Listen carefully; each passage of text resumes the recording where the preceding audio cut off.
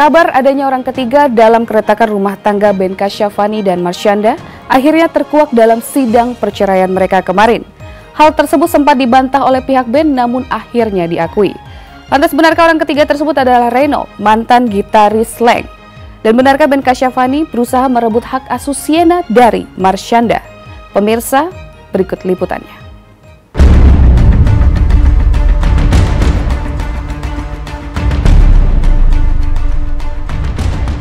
Persidangan demi persidangan telah digelar untuk menentukan nasib mahligai rumah tangga Ben Kasyafani dan Marsyanda. Meski penyebab karamnya rumah tangga mereka sempat diselimuti misteri, Ben akhirnya merasa inilah waktu yang tepat untuk mengungkapkan apa yang terjadi dalam rumah tangganya. Usai persidangan, Ben mengungkapkan fakta yang mengejutkan. Pihak ketiga yang selama ini diduga menjadi penyebab keretakan hubungan Ben dan Marsyanda kini diakui Ben sebagai kenyataan dan bukan gosip belaka. Keterangan tersebut diperkuat dengan pengakuan Isti, mantan manajer Marsyanda yang menjadi saksi Ben di pengadilan.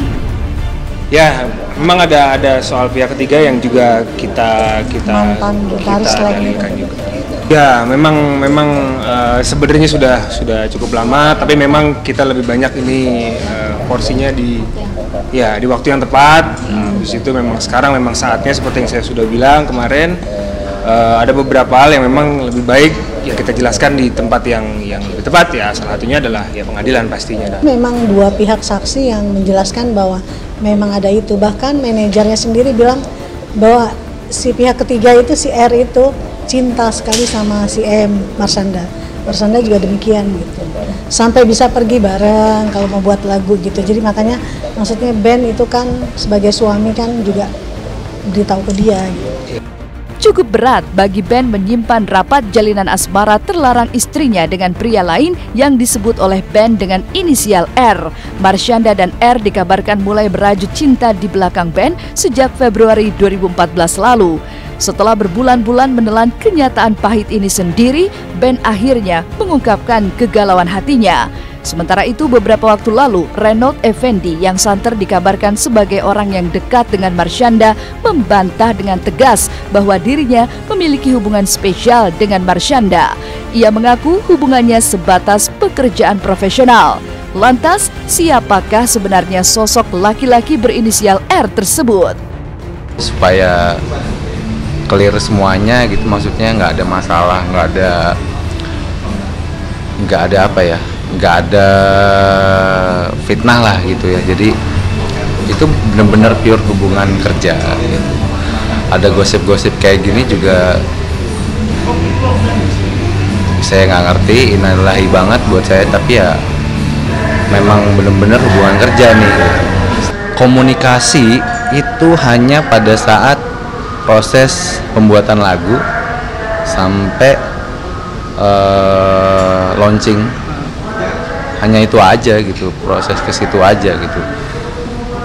Selebihnya sampai sekarang pun komunikasi memang nggak komunikasian gitu, karena memang hanya sebatas hubungan kerja, itu aja yang saya jaga, bener itu profesional aja gitu. Ya seperti mungkin juga teman-teman punya keluarga, sudah dekat dengan satu orang, maksudnya dalam arti ya kita sebelum nikah juga sudah pacaran, kita sangat mengenal istri kita sangat mengenal pasangan kita. Jadi kalau misalkan ada sesuatu yang berbeda, mungkin ya nggak usah bicara, nggak usah berbuat, kita feeling pasti ada kan. Ya itulah kita kan namanya berhubungan kan feeling yang kita kedepankan. Dia sejauh ini ya aku sih rasa ya memang itu yang aku awalnya memang dari situ. Ya namanya kecewa ya sudah pasti. Ini kan sudah berlangsung sekian lama, tidak hanya semua hal yang terjadi yang ya cobaan buat saya, buat keluarga, buat Sienna, buat rumah tangga saya sudah pasti saya kecewa. Tapi ya saya sebagai manusia biasa ya boleh kecewa, tapi setelah itu kita lihat bagaimana kita menghadapi masalah-masalah dan cobaan ini. Saya lebih fokus ke arah situ dibandingkan saya terlalu tenggelam dalam kekecewaan, itu aja sih.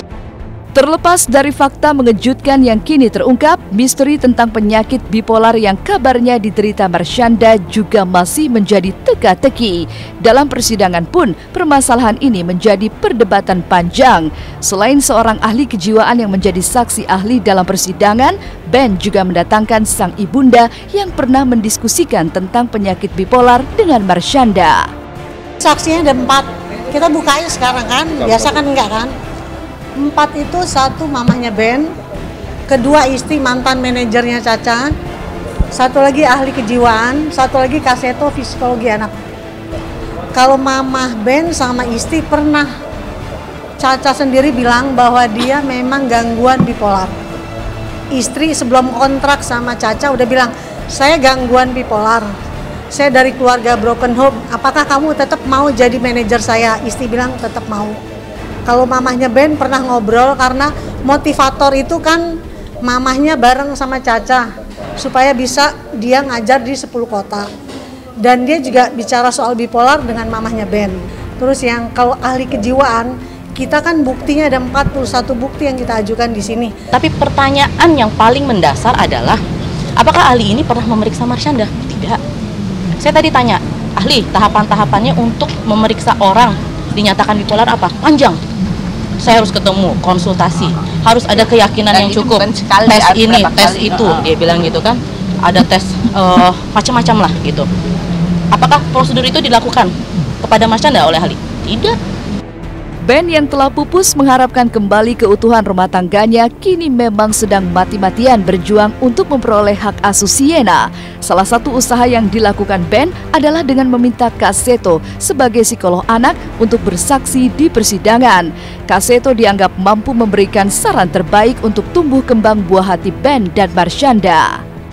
Kalau diminta pendapat ikut siapa, maka saya sarankan adalah ikut pihak orang tua yang dalam kondisi cakap secara hukum, artinya tempat tinggalnya jelas, tidak berpindah-pindah, kemudian kondisi keluarganya juga relatif harmonis, tidak ada konflik, dan kemudian juga pengasuh, artinya apakah itu ibu ataupun ayah dalam kondisi sehat, baik secara fisik maupun secara psikologis atau mental.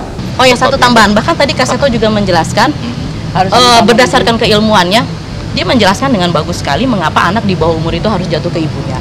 Begitu, apalagi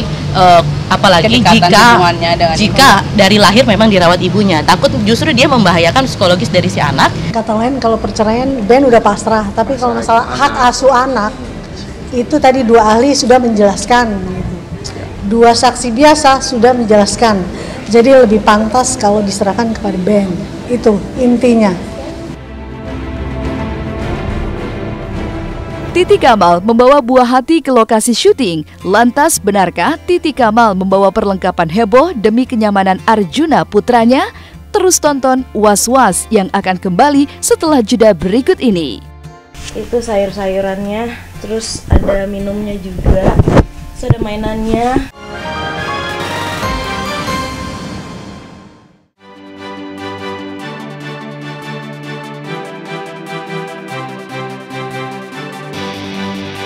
Memiliki seorang putra yang diberi nama Arjuna Zayan Sugiono benar-benar membuat kehidupan Titi Kamal penuh warna. Semua tingkah pola Juna selalu membuat Titi Kamal tersenyum bahagia. Oleh karena itu, Titi Kamal tak ingin melewatkan begitu saja pertumbuhan Juna yang makin menggemaskan. Selama menjalani syuting stripping Maija Pengen ke Mekah, Titi Kamal membawa serta jagoan kecilnya ke lokasi syuting.